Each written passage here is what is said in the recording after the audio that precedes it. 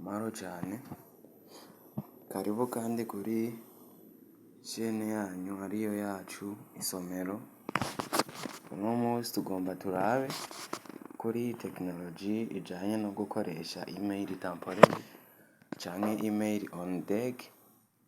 Ni email ushobora gukoresha sero n'umwanya mu gihe udashaka gukoresha email principal usanzwe ukoresha, canke ari nko mu gihe email ivyo uriko urayikoresha bayihagaritse, urashobora kwitiza email on deck hama ugakora ukabandanya. So reka tugerageze tubanze tuje kuri site web ya email on deck kugira turabe ukuntu ikora.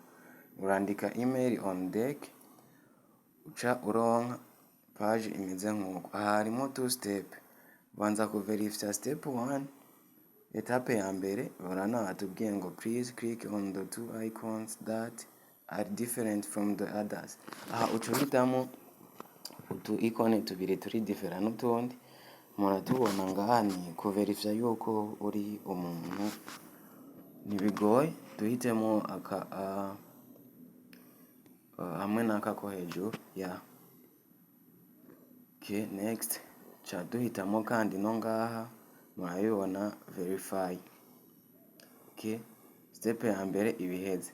Kaduce tuja kuri etape 2, step 2, get an email. Voyez twamaze kuronka email temporaire tuza gukoresha. Nginga hejuru salim41@bla bla bla. Ngaha munsi hariho ico nokwita boîte de réception, aho uronka vyose les messages bijya vyose email isanzwe ukora. So mu kuyikoresha uza gufata iyi email baguhaye salim41 aba ariyo uza gushira iyo ushaka kuyikoreshereza. Nta kintu na kimwe kigoye kirimo. Les messages zakuza ngaha muri refresh muri inbox murabibona. Reka duteste rero dukoresheje intelligence artificielle ya Pixverse, dukoreshe ko iyo email temporaire baduhaye turabe yuko biza gukunda. So umaze kugura Pixverse, voyez twuguruye AI ya Pixverse. Ni AI yo gukora ama image canke ama visualisation. Ndagira deconnecte kuri konti yari isanzwe irimo, maze kugira deconnecte canza nkasubira kuri connexion, hama tuza gufyonda kuri s'inscrire parce que ijya email nta konti yari ifise. Tuca tuza hajya kuri on peut d'abord écrire le nom du compte dushaka kugira. Reka tuvuge nka tutoriel 1 2 3, right? Tuca tubuza ngaha inbox, ngaha muri ya email dutore ijya email ya Salim temporaire baduhaye. Tuce tugaruka muri Pixverse tuyikopyemo, hama mot de passe disons 1 2 3 4 5 jusqu'à 8, et puis confirmer le mot de passe, continuer. Okay, maze guheza baratwereka ati code de verification envoyé. Baje barungika code de verification kwijya email temporaire. Ucuza kuza ngaha vous voyez à inbox message yamaze kuza register to Pixverse. Ucufyonda kuyi message. Maze kuyifyondako baca bagutwara kuri message nyezina.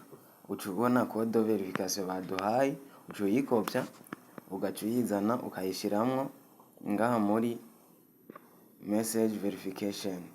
Baraduha amasegonda yo kugira iyi code ibe expire. Imaze kuba expire uca ugenera iyindi, ni ukuvuga uraba attentif kugira nibe expire. Hama après ça uca ugira kuri continue, hama compte uhejeje kuyicreya. Vous voyez maintenant compte twahejeje kuyicreya, on est sur page d'accueil ya Pixverse. Turashobora kugira verification kugira mubone ko iyi email ikora. Reka nshobore kuvuga nk'ubu, reka ngenera aka video kugira mubone ko iyi compte iri active kandi iri fonctionnel. reka mvuga ati fais-moi,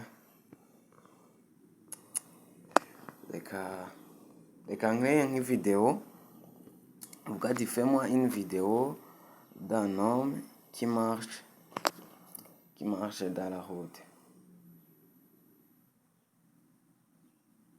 qui marche dans la route. Voilà. Ndashobora guhitamo image nshiramo y'uwo muntu aza kuba ariko aratambuka mu ibarabara. No, turashobora kubyihoza ibya image igire un homme de son choix. Ni bon. Tuza ngaha tugafyonda kuri créer. Murabona ture caractéristiques 16 bla bla bla. Ok, ufyonze kuri créer ikiyigenera. Murabona ko compte iri active avec notre email temporaire cyangwa email on deck. Ok, irikira genera vidéo dans quelques instants ibihejeje. Right, vidéo iri disponible.